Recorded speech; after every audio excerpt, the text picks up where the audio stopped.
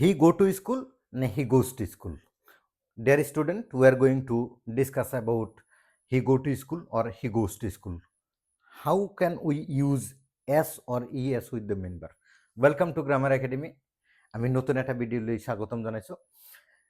He go to school নে হি goes to school, আমি কোনটু কারেক্ট বলি কম, which one is correct? If the sentence is in present indefinite tense and the subject is in third person singular number, then we have to add s or es with the main verb. যদি বাক্যটো present indefinite tense থাকে আর সাবজেক্টটো third person singular number থাকে, তেন্তে ভার্বের লগত এস বা ES যোগ করা হয়। Now the question is how can we recognise the sentence is in present indefinite tense or other tense?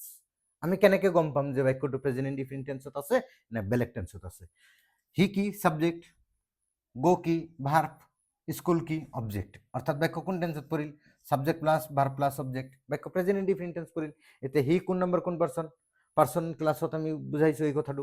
হি টু হোল থার্ড পারসন সিঙ্গুলার নাম্বার। এতে বাক্য কোন টেন্সত আছে? Present indefinite tense. He third person singular number, অর্থাৎ বাক্য প্রেজেন্ট ইনডিফিনিট টেন্স আর subject third person singular number থাকিলে ভার্বের লগত এস বা ইএস যোগ করা হয়। আশা কৰিছো বুঝা পাইছে।